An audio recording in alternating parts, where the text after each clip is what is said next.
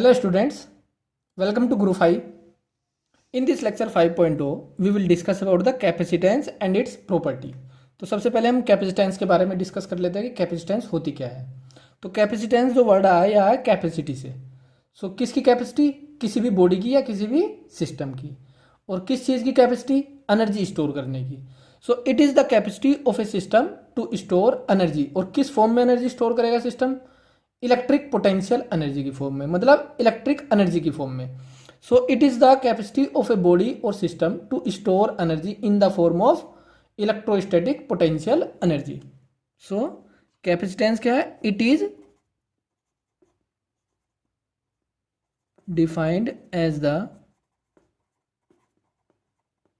Capacity of a system to store energy in the form of electric potential energy।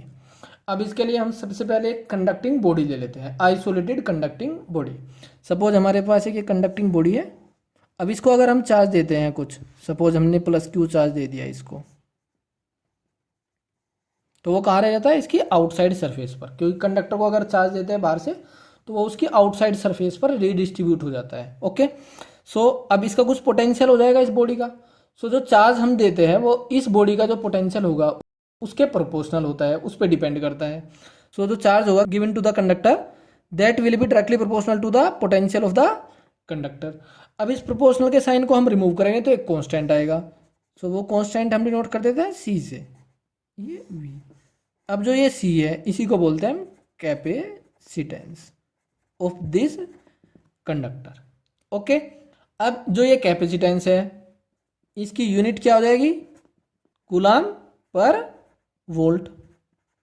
इसको हम farad भी बोल देते हैं, फैराड। अब ये देख लेते हैं कि जो कैपेसिटेंस है वो किस किस फैक्टर्स पे डिपेंड करेगी और किन फैक्टर्स पे ये इंडिपेंडेंट होगी। तो factors affecting capacitance, factors affecting C। दूसरा है factors on which C is independent.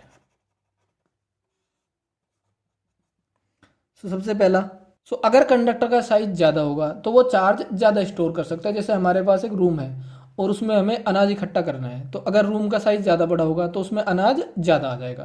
तो ऐसे ही अगर कंडक्टर का साइज़ ज़्यादा होगा तो उस पर चार्ज ज़्यादा आ सकता है, तो एनर्जी ज़्यादा स्टोर हो सकती है। तो सबसे पहला साइज़। दूसरा फैक्टर है शेप।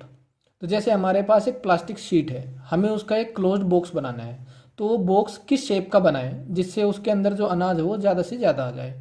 तो अगर अलग अलग शेप का बनाएंगे तो उसमें अनाज की जो कैपेसिटी यहाँ आने की वो अलग अलग होगी।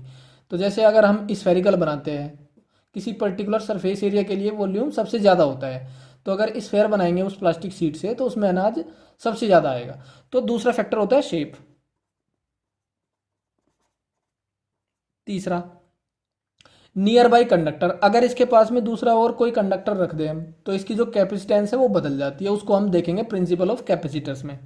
सो दूसरा होता है नियर बाई कंडक्टर्स। चौथा होता है मीडियम। अब जैसे हमें कमरे के अंदर अनाज भरना है, तो कमरे के अंदर क्या है? एयर। तो हमने अनाज फिल कर दिया उस कमरे के अंदर, कमरा फुल हो गया।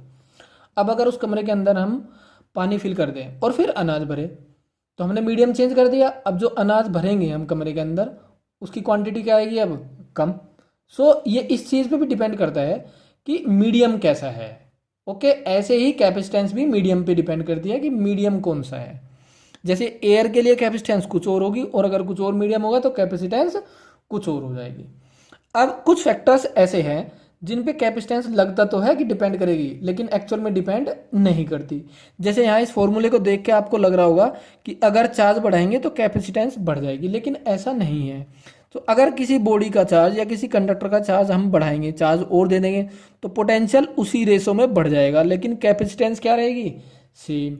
जैसे हम ये बोले कि कमरे के अंदर हमने अनाज भर दिया लेकिन कमरा फुल नहीं किया, तो जो कमरे की कैपेसिटी है वो बदलेगी क्या? कमरे का वॉल्यूम अगर 10 मीटर क्यूब है और हमने उसको हाफ फिल कर दिया अनाज से, तो कमरे का जो वॉल्यूम है 10 मीटर क्यूब, जितनी उसकी कैपेसिटी है, कितना ले सकता है अनाज? 10 मीटर क्यूब। तो वो बदलेगा क्या? नहीं, क्योंकि कमरे की जो कैपेसिटी है वो वही रहेगी, चाहे अनाज थोड़ा सा भरो चाहे ज़्यादा भरो। सो जो कमरे की कैपेसिटी है वो नहीं बदलेगी। ऐसे ही कंडक्टर की जो कैपेसिटी है वो नहीं बदलेगी, उस पर चार्ज चाहे कितना ही दे दो आप। सो पहला फैक्टर है जिसपे इंडिपेंडेंट है, चार्ज ऑन द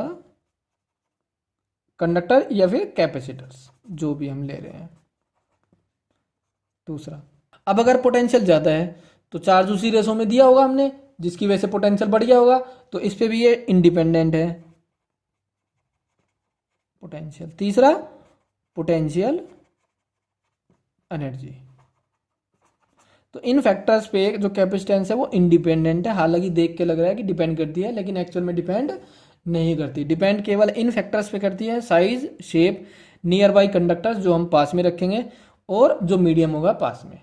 अब हम नेक्स्ट लेक्चर में डिस्कस करेंगे capacitance of an isolated spherical conductor.